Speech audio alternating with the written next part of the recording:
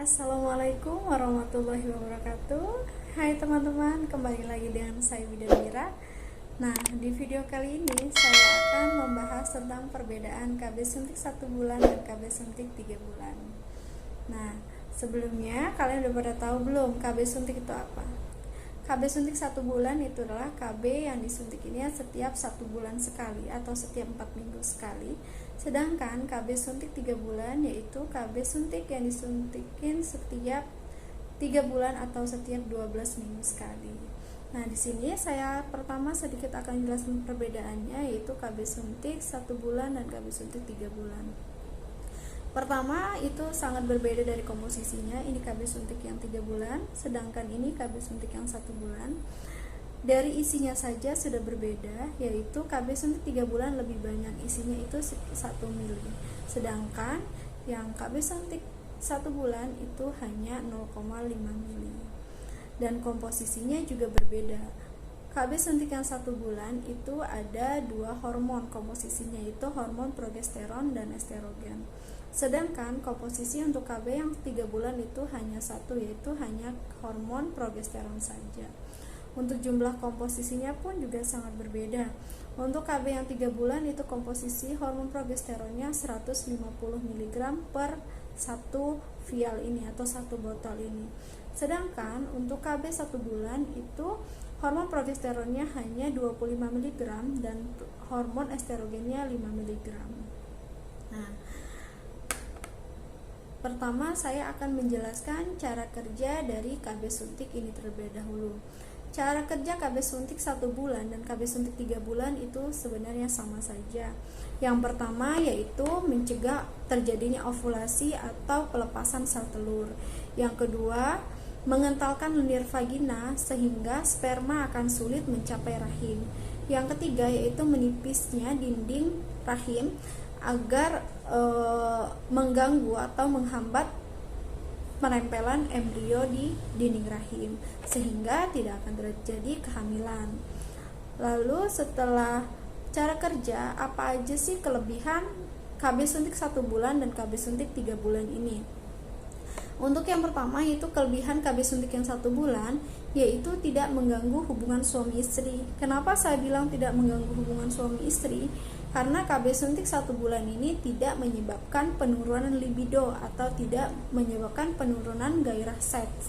Yang kedua, tidak membuat vagina menjadi kering. Lalu kelebihannya apalagi untuk KB yang 1 bulan? Kelebihannya yaitu tidak menyebabkan nyeri head atau mengurangi nyeri saat haid, saat menstruasi. Sedangkan kelebihan untuk KB suntik 3 bulan yaitu dia efektif mencegah kehamilan atau angka kegagalannya sangat sedikit sekali, yaitu sekitar 0,3 dari 100 wanita yang menggunakan KB suntik 3 bulan. Lalu tidak mempengaruhi produksi ASI. Nah, kalau KB suntik yang 3 bulan ini teman-teman tidak mempengaruhi produksi ASI, berbeda dengan KB suntik yang 1 bulan. Kalau KB suntik yang 1 bulan itu sangat berpengaruh ke produksi ASI sehingga akan mengganggu ibu yang sedang menyusui atau produksi ASINya akan berkurang.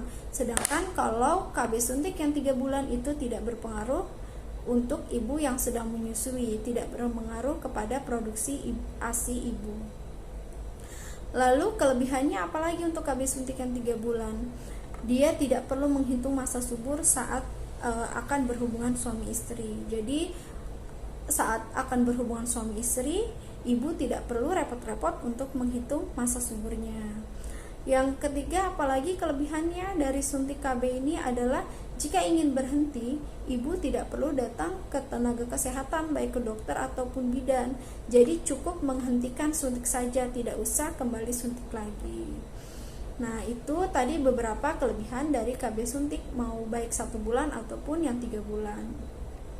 Lalu efek samping apa saja yang akan terjadi jika ibu menggunakan KB suntik 1 bulan ini? Nah, jika teman-teman gunain KB suntik 1 bulan ataupun KB 3 bulan, biasanya efek samping yang akan timbul yaitu salah satunya itu biasanya kepalanya akan menjadi pusing, mual, perutnya kembung, terus payudaranya sakit, menstruasinya akan tidak lancar, baik itu menstruasinya sedikit-sedikit atau flek, itu disebut spotting. Biasanya spotting itu adalah flek yang berkepanjangan. Biasanya itu akan terjadi pada ibu yang baru mulai suntik KB, baik itu suntik 1 bulan maupun suntik 3 bulan. Tetapi biasanya lebih banyak dialami oleh ibu suntik yang 3 bulan.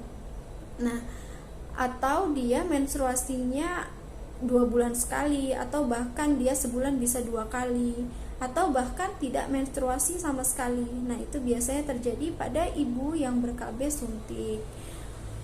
Lalu apalagi efek samping yang bisa ditimbulkan dari KB suntik ini? Nah, yaitu biasanya dia akan muncul jerawat, flek hitam, dan yang paling sering adalah kenaikan berat badan.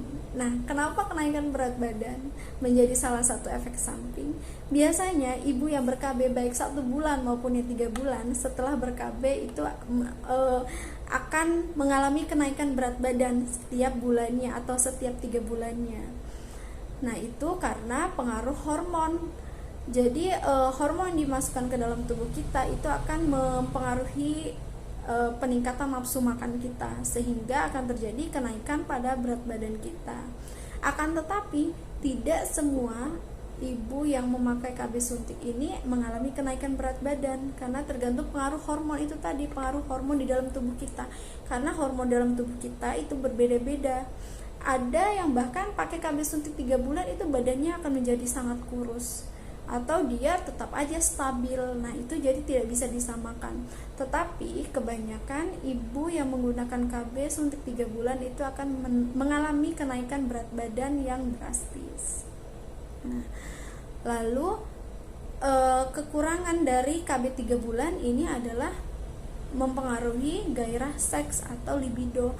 Dia biasanya akan menurunkan libido atau gairah seksual dan juga mengeringkan lendir vagina, sehingga akan mengganggu saat berhubungan suami istri. Lalu siapa saja yang boleh diberi KB suntik 3 bulan?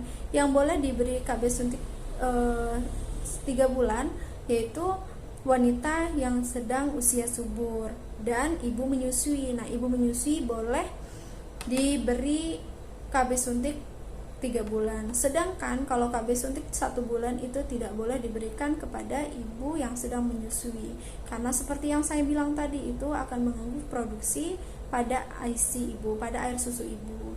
Nanti akan berpengaruh pada si bayinya untuk mendapatkan ASI eksklusif. Lalu yang tidak boleh diberi KB suntik yaitu sama saja, baik KB suntik 1 bulan ataupun KB suntik 3 bulan, itu ada beberapa wanita yang tidak boleh diberi KB suntik. Yang pertama yaitu wanita yang sedang hamil. Nah, wanita yang sedang hamil tidak boleh tentunya di KB, baik itu KB suntik ataupun KB yang lainnya. Lalu wanita yang ingin menstruasinya teratur.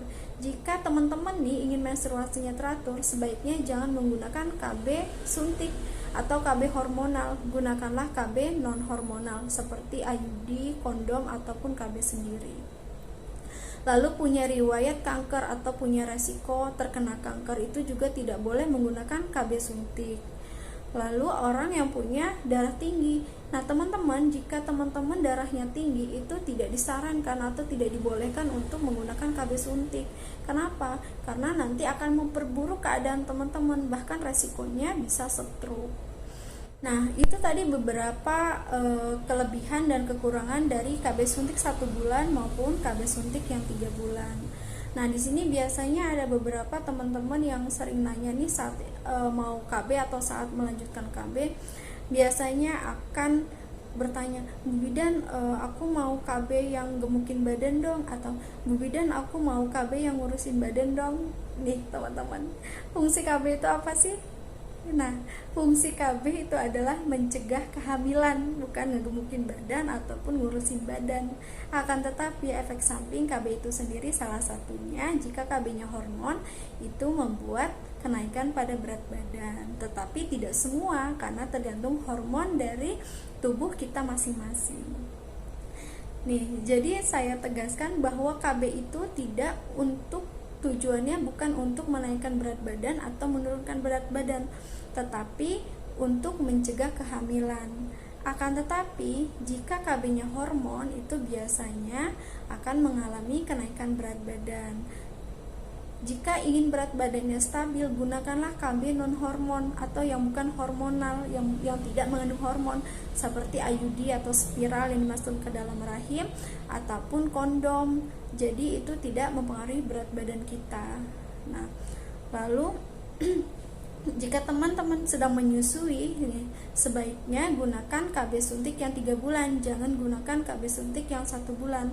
Karena KB suntik yang 1 bulan itu mempengaruhi produksi ASI. Seperti yang saya jelaskan tadi, KB suntik 1 bulan mempengaruhi produksi ASI. Nanti produksi ASInya akan berkurang sehingga terganggu ibu dalam proses menyusui.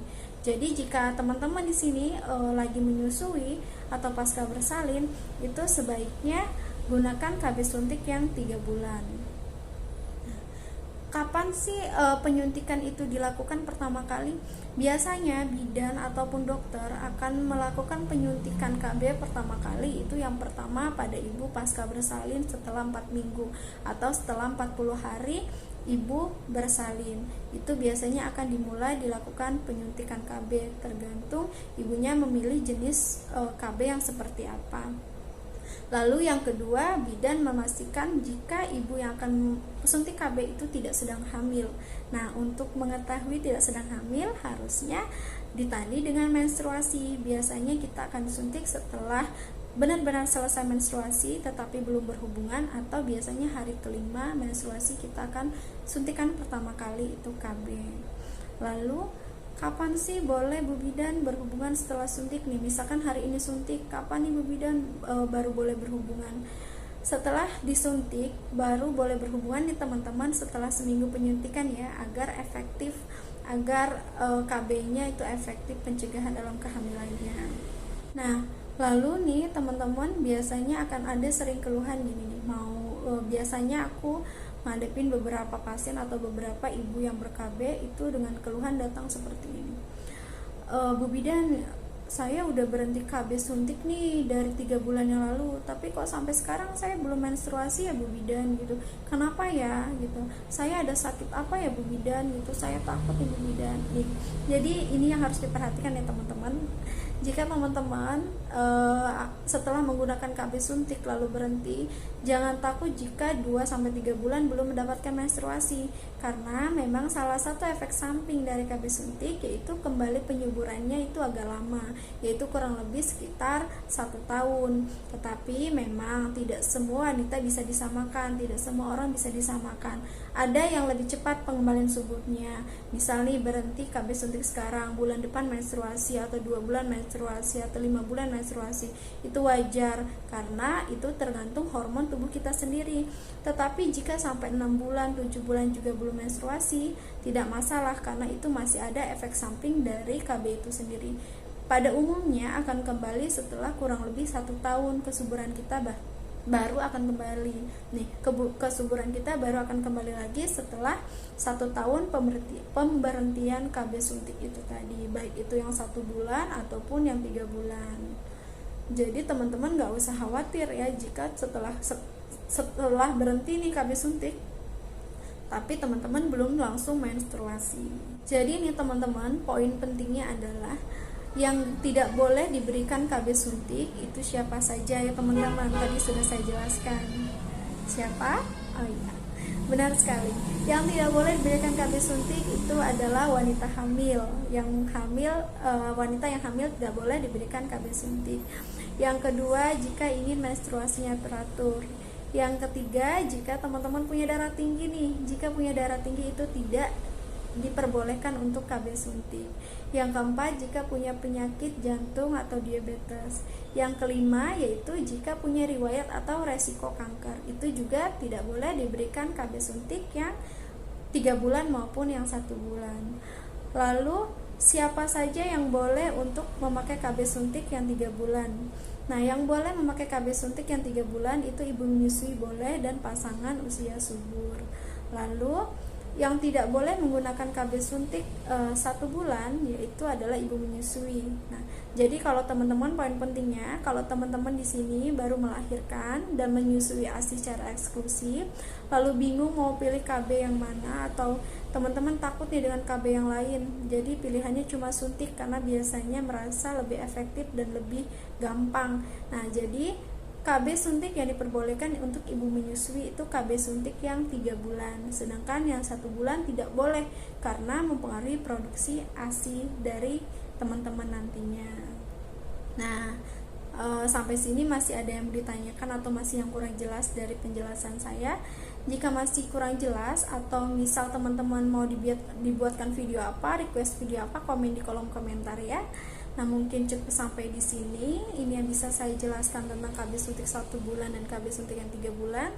Kurang lebihnya saya mohon maaf. Wassalamualaikum warahmatullahi wabarakatuh. Jangan lupa subscribe, like, and comment ya, agar saya lebih semangat dalam membuat video-video kesehatan untuk teman-teman sekalian. Dah.